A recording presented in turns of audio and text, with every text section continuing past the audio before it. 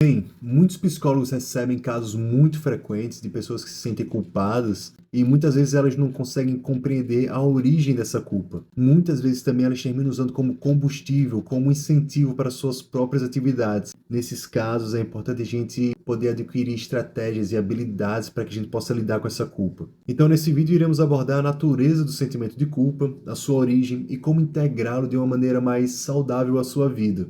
Pois lá na frente eu irei te mostrar como, em algumas circunstâncias, em alguns casos, esses sentimentos podem até ser benéficos para a gente, para a nossa vida social. Eu sou Ivo Botelho, sou psicólogo clínico e estou aqui para auxiliar você a encontrar um equilíbrio emocional e alcançar uma vida mais plena e satisfatória. Pois bem, vamos começar do começo. O que seria esse sentimento de culpa? A culpa é uma emoção social, geralmente relacionada a outras pessoas ou a nós mesmos também. Por exemplo, você pode sentir culpa por esquecer o aniversário de um amigo, por não cumprir uma promessa feita a um ente querido, ou até mesmo por uma ação que prejudicou alguém. Mas é importante a gente ter essa emoção, pois ela desempenha um papel de manutenção na nossa harmonia social com as pessoas ao nosso redor, fazendo com que a gente perceba quando a gente desaponta os outros, ou até mesmo pelas nossas próprias ações. Mas aí você me pergunta, Ivo, qual seria a origem desse sentimento de culpa? Bem, do ponto de vista evolutivo, a culpa tem raízes na adaptação social dos seres humanos. No entanto, no cotidiano, a culpa pode surgir devido a responsabilidades assumidas, a cumprimento ou não de compromissos, a uma influência de pessoas próximas que utilizam a culpa como um instrumento motivacional. Por exemplo, crescer em um ambiente familiar onde a culpa é frequentemente utilizada como uma forma de controle pode levar a uma predisposição da pessoa a sentir esse sentimento em situações diversas na vida adulta.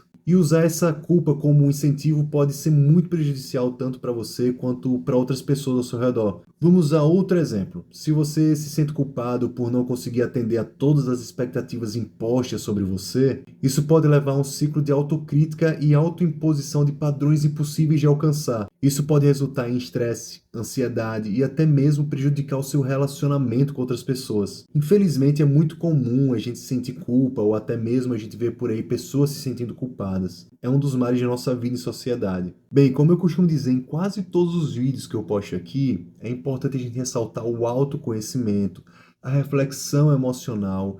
Ambos são fundamentais para que a gente possa se superar nesse processo. Pois é importante a gente questionar se essa culpa é útil nesse momento presente, se ela está alinhada com os valores e se contribui para o meu bem-estar.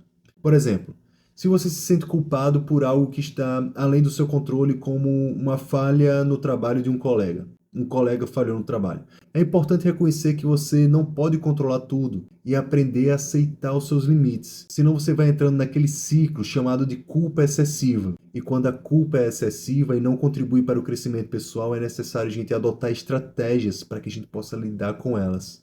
Práticas como o mindfulness e o relaxamento progressivo podem ajudar a gente a reduzir esse impacto emocional da culpa e permitir que ela se dissipe naturalmente. Por exemplo, ao praticar o mindfulness, que seria uma prática da meditação ao qual você se mantém no momento presente, você pode aprender a observar seus pensamentos e emoções sem o julgamento, o que pode ajudar você a lidar com a culpa de uma maneira muito mais saudável. Ao confrontar a culpa, é importante a gente reconhecer a sua presença, aceitá-la sem julgamento e permitir que ela se dissipe gradualmente. Tentar suprimir a culpa geralmente resulta em sua intensificação. Por exemplo, em vez de você tentar ignorar essa culpa, você pode reservar um tempo para que você possa refletir sobre ela, tentar entender de onde vem essa culpa, o que pode ajudar você a encontrar maneiras construtivas de lidar com essa culpa. E agora vai um dos principais pontos desse vídeo, que seria: como a gente pode superar esse sentimento de culpa? Bem, primeiro é fundamental a gente praticar o autocontrole, a gente estabelecer limites saudáveis e construir relacionamentos baseados na comunicação aberta e no respeito mútuo. Integrar essas abordagens na nossa vida cotidiana pode promover uma relação muito mais equilibrada com esse sentimento que a gente tem da culpa, permitindo uma convivência social muito mais harmoniosa. Mas primeiro de tudo é preciso a gente reconhecer o que desencadeia essa emoção, a importância do autoconhecimento. Por exemplo, se você percebe que sempre se sente culpado depois de uma discussão que você tem com algum amigo, pode ser útil você refletir sobre esse motivo da culpa e você buscar maneiras de resolver conflitos de uma maneira mais construtiva. Isso não apenas iria reduzir essa frequência e a intensidade da culpa, mas também iria promover um relacionamento muito mais saudável e uma autoimagem muito mais positiva. Portanto, estar atento a esses gatilhos da culpa, a gente buscar maneiras construtivas de lidar com elas, é fundamental para que a gente possa ter um maior bem-estar emocional, que a gente possa ter uma convivência muito mais harmoniosa,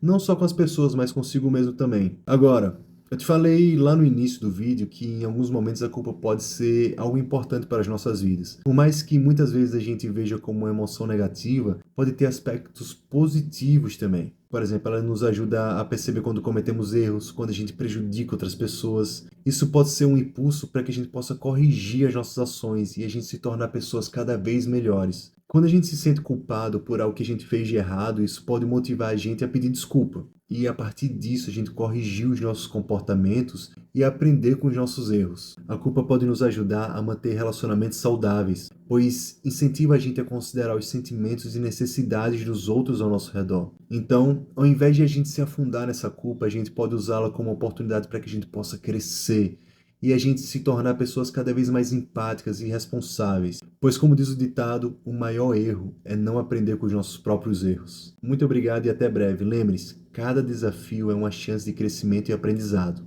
Valeu, até a próxima.